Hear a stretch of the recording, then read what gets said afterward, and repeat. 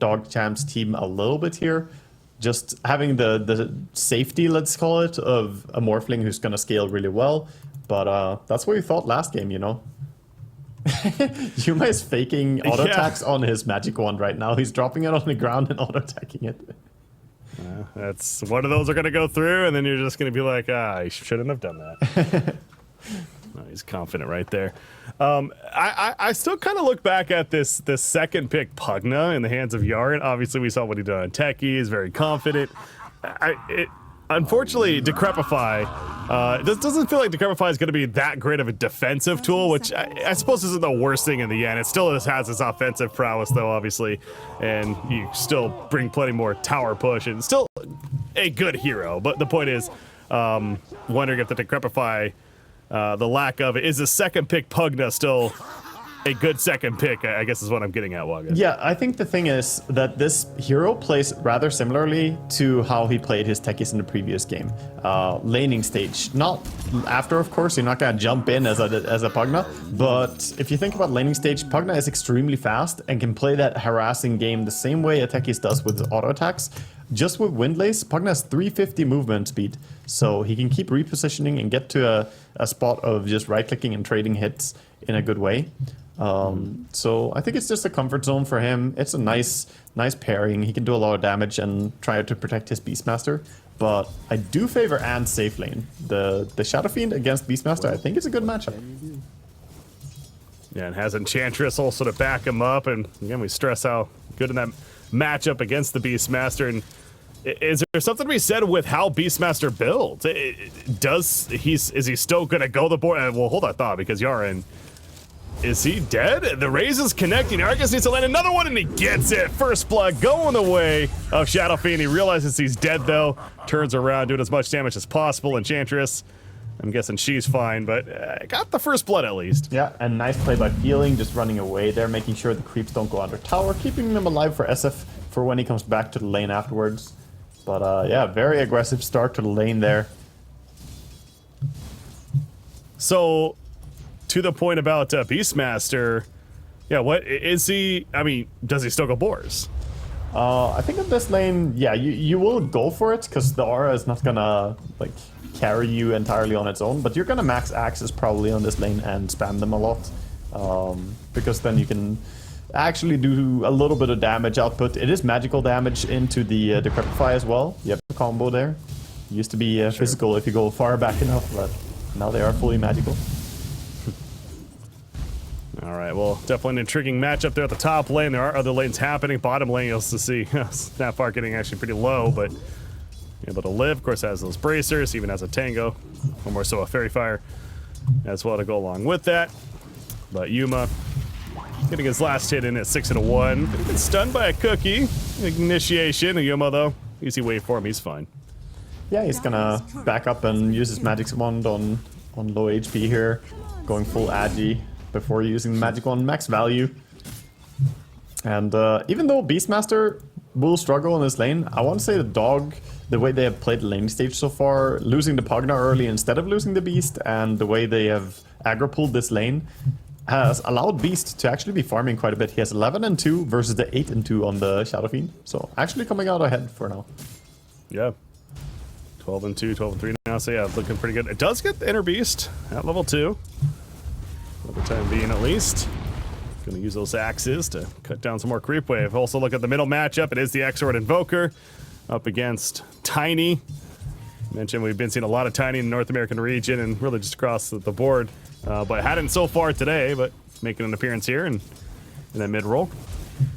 Yeah, Tiny is a force to be reckoned with on the mid lane. He plays rather similarly to Tusk, who we hyped up a little bit as well. He just gets like Blink Dagger and then can start being hyperactive and gank everywhere. His skill potential is fantastic. Might get a toss back here on Invoker. Does get it. Is it enough damage for the kill, though? Cold Snap, RCY doing a great job. Not enough to survive, though. Even the Fairy Fire coming out, but RRL throwing in the tree gets the kill. Just not respecting that avalanche toss combo. You cannot stay that close to a tower, because if he avalanches you, he has plenty of time to walk up, get the position, and then toss you back. You don't think that he's gonna do it, but every single time. I've got caught out so many times by that play. It's really frustrating, but you just have to back up and play more defensive. Radiant's courier has been killed. So we're going to play more defensive. Arceus actually diving pretty deep there in the trees here at the top tier 1. Ends up getting a courier kill. Thanks for that, and it's going to be fine, of course. Yeah, and Mana Boots rush on Italiano Gangstar here. So really playing into this nuke build, understanding they can't get too close. So he's just going to spam the Wild Axes non-stop. Come get healed. Keeping the lane pushed in, but also assisting with some CS and some good damage onto the Shadow Fiend. Certainly coming out. Of course, the wand in hand for Shadow Fiend. Keep adding up those charges. Yeah, and she's winning the trade against the Pugna, though. She is pretty good in the 1v1 there, so while the SF is being under heavy barrage of Wild Axes, at least the Enchantress is able to take over a little bit more. Bottom lane, Morphling 16-5 now against 17-5 Snapfire, so CS-wise, it's actually very back and forth. But would you say Yuma's getting enough done so far in the laning phase? Yeah, he's doing a good job. It's just really hard when you have power last hitting like this, where they pair up both the Treant with his massive damage and the Snapfire lasting at the same time. Like Morphling hits hard, but that's difficult to CS into. But overall, the safe lane is going pretty well for them. Now Treant gonna make a pull happen and make things a little more difficult for the Morphling when it comes to getting some CS in there. But yeah, Invoker, he's well on his way to a Hand of Midas. Does have the death, of course, but I want to say similar to last game, right? He did die earlier on. Still managed to get it shortly after against a Storm Spirit in that matchup, and we saw what RCY was able to do in the long run. So yeah, we mentioned in the draft, I mean, were they going to leave open the Evoker? They sure enough did, and DogChamp was glad to pick it up in that 4th spot, and looking to have a back-to-back good Invoker games. Yeah, he's definitely, I mean, beyond the death that he had, he is having a beautiful start here. 31 CS and 13 denies. The Tiny is not really able to stay in lane that easily against him. Oh, Invoker has to be careful though. Don't go too low against the Tiny. Yeah, there is the haste rune up top. You see Tiny's making his way up there. Of course, he's the one with the bottle, but look at this, the Forged Spirit. It's like, nope, you're not getting it. I'm going to deny that. Tiny's really sad right now because he tried to get the top bounty rune before, but that was already snatched away by the Pugna with that high movement speed. He ran over there and took it, and then this rune also getting denied, and Tiny needs mana to keep doing his combos.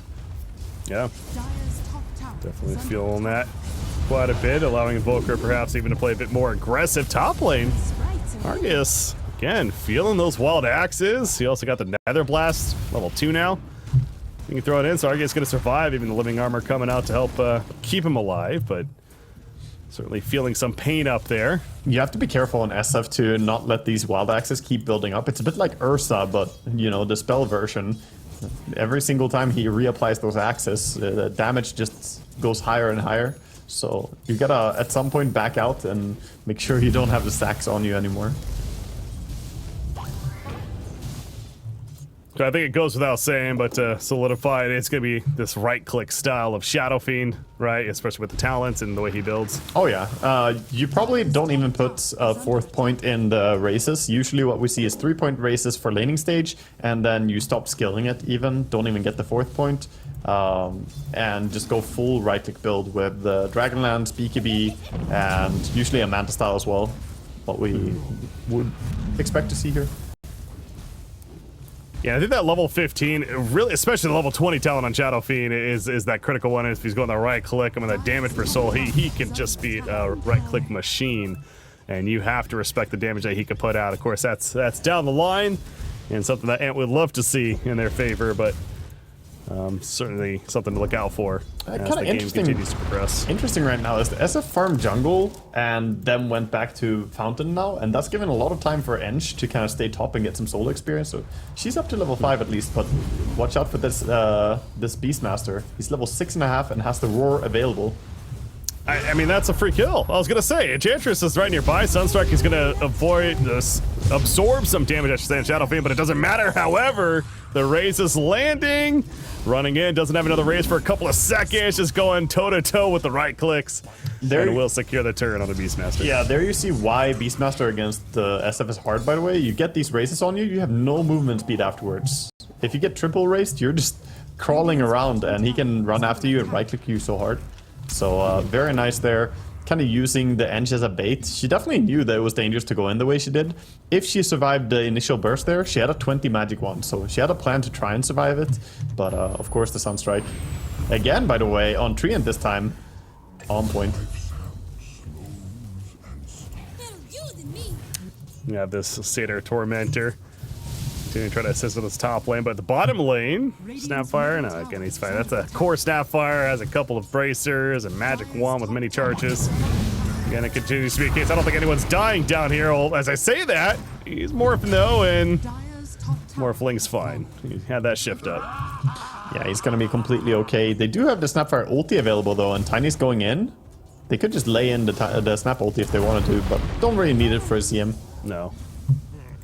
Yeah, just for the CM, not needed exactly. That's Tiny rotating in for the mid lane. More than enough damage to secure that one, so he didn't get the target he wanted initially, but they'll take something at least, and with that double damage, Rune is going to head back to the mid lane now, but of course they know Tiny's bottom, and these Nether Blasts starting to add up on this mid tower. Yeah. Pugna at least getting a little bit of damage. Yeah, he's trying. Oh, might have stayed too long. Yeah, going back in right there, that was just pure greed. Yeah, that last blast right there, that was costly. Yeah. Very costly. Level 2 Nether Blast as well. I mean, it's not doing a whole lot of damage, so. Listen, in his head, he's like doing tremendous damage, you know? When you're a support, you're like, this is value. Ultimately, he did 340 damage to this tower, still 1400 to go, but he laid in the prep work. They'll come back for it later. Top tower is already down, so he just wants to get more towers down. Yeah, speaking of top tower being down, Beastmaster, he's loving the fact that nobody else is up here either and continuing to push it in. Meanwhile, Arceus in his own jungle. I believe a Yasha is going to be completed, or that's more so Dragonlance actually is coming out here, yeah. Yeah, starting out with a little bit of attack range mid lane, catching out the Invoker with a tossback. He's alive. He's gonna get out. Wow, that heal from Pugna. The life drain to help keep him alive as well. Yeah, the crep was really beautiful. He went in for that. He is probably gonna pay for his life, but oh, he's trying to stay alive. No way. Yaren! Yaren, just like last game. No, they're having flashbacks and not in a good way. How does he get away with it? Okay, he doesn't. Okay, well, he doesn't apparently. Finally goes down.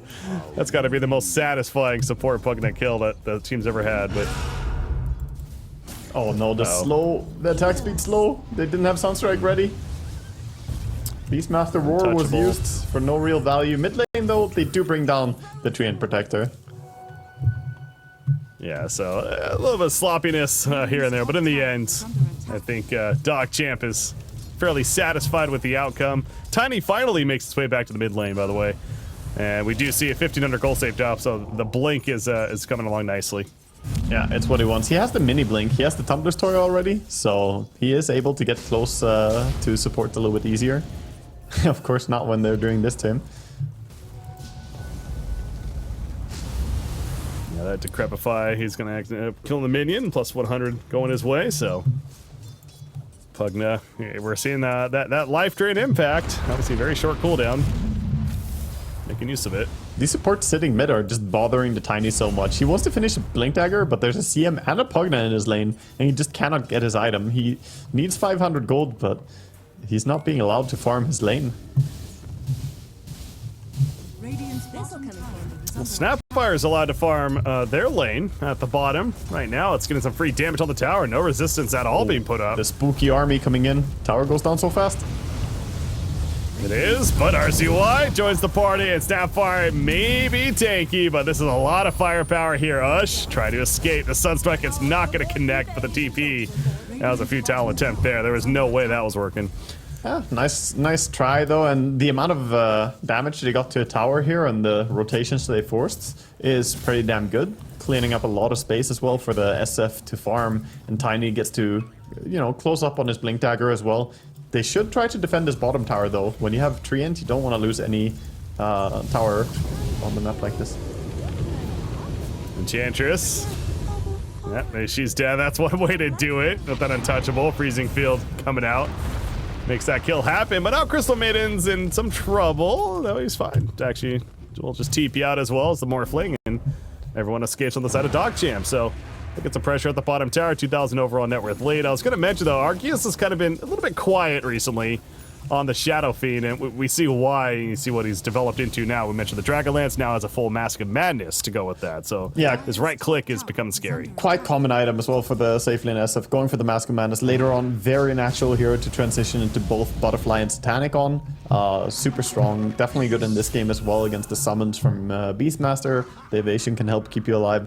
And Satanic is just a fantastic item on SF, so it helps you farm, helps you have that burst of DPS as well during any form of lockdown, if you do want to join and fight with your team. Oh, mid. Going. Oh! Wow, he actually lives. Did I see he missed the toss right there onto him? I think he used everything he could, but just too much HP. He stayed exactly at the amount of HP that he needed on Yuma. Yeah, he had him agility initially, but yeah, just not enough. So Yuma escapes and goes back to jungling. Meanwhile, in the jungle, Bloody Knight up there and found scouting things out. So good job from Ant at least in that aspect. But back to the mid lane is Tiny gonna go, and he's gonna go once again, jumping on a Pugna this time. Another support is found. So Tiny's certainly making use of that blink. Yeah, he's making use of both his blinks. I like to say the Tumbler's Toy really does add a lot of value for a hero like Tiny. It's so amazing for closing that distance just a little bit faster. And when you play at the highest level, people know exactly how long it's gonna take for you to get somewhere. Oh, Treant? Walking He's deep? overgrowth. He could have casted it. Oh boy. I think Morpho's under a no. ward and gets bursted as well though. Yeah, that's huge. I mean, we saw the overgrowth being canceled by the cold snap over and over. That's what I was laughing at, but you're right. Ant's the one that's the last one laughing as they take on Morphling. They want this tower kill. Shadow Fiend, though, needs some help. The cookie helping initially. The Primal Roar was already used, and the blast it is enough damage to help secure the kill on the Shadow Fiend. Now the chase is on for DogChamp. Don't think they're going to get anyone else from the looks of it. Maybe Pugna is pretty Enchantress. fast. He might be able to close in, but there's Tiny around the corner. That's how much do you commit. Did RRL overstep now, though? Uh-oh. Avalanche, he should be fine. Oh, again, Morphling kill, but in the end, Shadow Fiend also goes down, so I suppose DogChamp can't be too displeased with that. Yeah, this game is a lot more competitive than the last one in its start here. It's both teams are getting pretty active, and we see them fighting for control. Slight advantage going the side of DogChamp. Bottom, they're trying for a solo kill over on the Tiny. They get it. RCY showing up with his Invoker again here. 2 games in a row, he's having a good game. So far this game at least 4-1 and 4. Got plenty of kills, so a few solo kills to his name as well, not just Sunstrike kills. Yeah, it's always so impressive, always so fun, really, at least from my perspective, to watch these Invoker players that are clearly comfortable with the hero, and Oh yeah. RCY certainly is that. Oh yeah. Just how fluid they make it seem. I mean, I used to play on a team with Stormstormer, who, you know, Sure. he's got like 6,000 games on Invoker, and he just makes it look so simple. It's truly a treat. Meanwhile, Yuma makes it look simple on Morphling as well, as he gets a solo kill on Ward and gets taken down by the vision of the Hawk. And this is Yara again, similar to the techies. He's kind of just running it as the support and starting this chaos. Now, the Requiem will fear off Gangster, and in the end, Beastmaster is having to run away due to the Snapfire, doing the Mortimer's Kisses. Sunstrike, I believe I heard that get a kill. Yeah, it did. It actually takes out the Shadow Fiend. They do kill Pugna, but Shadow Fiend ends up dying to the Sunstrike in the mid lane. Just when you thought Over that there. Ant, you know, managed to kill the Pugna, and finally they won that engagement, but they lost their SF, like you said. And ultimately, it's Dog who are the big winners there again, and Morphling free farming during this time. It's just all going the way of DogChamps very quickly here. We talked about how competitive the game is. That was like 2 minutes ago. Now 3,000 more gold advantage has swung in the favor of Dogs, so they're really taking swift control here. And Yeah, go ahead. yeah, I was gonna say it really comes down so much to the way that Yarn is playing, like you said, that just run-in style of support. He's leading the way, very fearlessly. Yeah, and Pugna, especially with this build of the mechanism, we've seen the life drain impact. He can do that. That's another kill for this Invoker. Dude, It really Warden is was just another dying solo right now. kill. and even more to fall. They lose the Enchantress as well. Things are crumbling. This top tower is not gonna be defended as both your supports just died. And with Dominator level 2 and the Morphling being here, tower is dead in no time at all. Gosh, yeah, Invoker level 16 as well as being the top net worth in the game by a good, well, as far as compared to the other team, he's good 2,500 or so. They're also going to take out the outpost, so complete map control favoring DogChamp now. Roshan, of course, is up as well. My guess is they're going to show interest in that. There is zero vision anywhere in that area. There's that solo skill again, Invoker. So many pickups he's got in this game with just going in, getting a meatball combo on people. And yeah, now like you said, with the Roche, they're going to get Aegis over on the side of Morphling. So he'll be able to farm the dangerous area, and he draws a straight line to tier 2 bottom. He's like, I want even more map control. I always love when you can see that they actually use that drawing on the board. They like you have an exact idea of what their game plan is, and it makes so much sense. So good execution here from DogChamp, the Ancient Black Dragon, right next to Italian Gangster. However, the Warden opens up the Overgrowth. They're going for the quick burst. Beastmaster, nice heal with the mech as well as the life stream, but it's still not enough. That shows you the burst that this team does have on the dire side. That's a tanky Beastmaster with support that they just killed. That's true. They did bring him down really fast. Now trying to get more control. Going in with Tiny, but being locked up. That's an issue. Yeah, being locked up in a dangerous place. Yeah. As Morphling shows up. Like I said when I saw that last pick, Morphling, that was really clean. I mean, he's a Grandmaster tier Morphling. That is what I thought I remembered. I was like, wait, wasn't it Yuma that's that Morphling guy?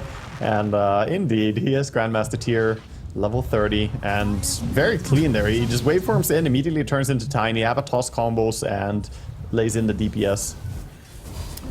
Yeah, that's you know what better morph target than a Tiny for the Morphling here, especially in this game, let alone in general. So he's happy to be in that matchup. Bottom lane, RCY, this is interesting. Uh-oh. Okay, the Ghost Walk goes through. RCY, does he have something to go for Argus? He doesn't have his abilities currently. The Tornado was on cooldown. He pops the Cold Snap, though. Gets the help from Italian Gangster with the Primal Roar, and that armor is not going to keep Shadow Fiend alive. Enchantress also will fall. That was the mind games against one another between Invoker and Shadow Fiend. And Invoker comes out on top. Wow, RCY is playing really good this game as well. That was really nicely played. The way he stuck around there, he kept vision of the enemies. He knew that they were trying to kill him, but he sticks around for long enough, holds his BKB, and they managed to get 2 kills because of it. Oh no. Tiny jumped in, gets comboed in a response, and he just gets pushed and pulled around. He can't even play his own character right now. Another blink coming up, but it's just not going to matter. The Sunstrike actually ends up running into it. Godlike for RCY. I think that's a good way to describe the way he's played right now. They're also going to catch Snapfire. And again, I reiterate, that's a core Snapfire that's actually built pretty, you know, Guardian Grace. He's the tanky style. It just doesn't matter. They're just taking them apart right now, like everywhere. We're just seeing Ant losing every single engagement here, and it's so much outplay is happening. I think they're not long for the world. If DogChamp keep playing like this, they're going to be out of the series very soon. Yeah, obviously this is game 2 with DogChamp up that 1-0. Gonna close things out here on our first night of the Division 2 NA DPC.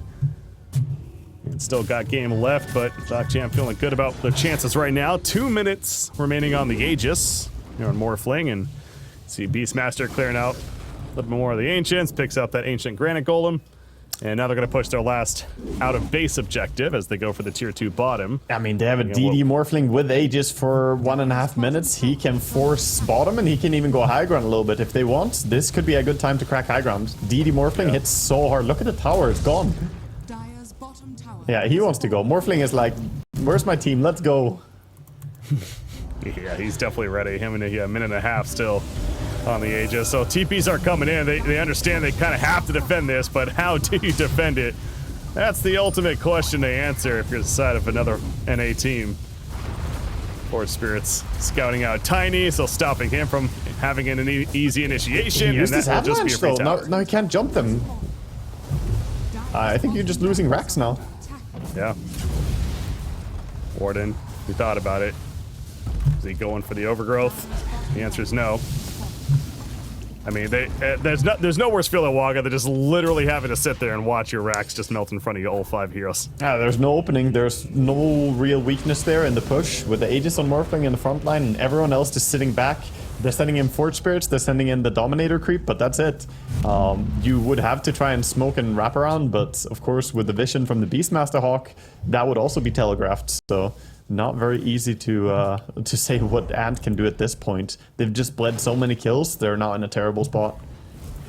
You saw right there a couple seconds ago that graphic of the tower damage. I mean, yeah, 4 of these 5 heroes on the side of DogChamp all doing such good damage to the towers across the board, including that support Pugna, who of course has the maxed out Nether Blast now, so these objectives just do not stay up for another NA team. And speaking of objectives, Italian Gangster is trying to catch Drain Protector, will do so. The Primal Roar, the combo from Invoker, not enough damage. The toss back here on a Pugna coming out from Tiny, but that's a core Tiny that they're just gonna lose because of that, and Pugna, he just decrepifies himself and walks away.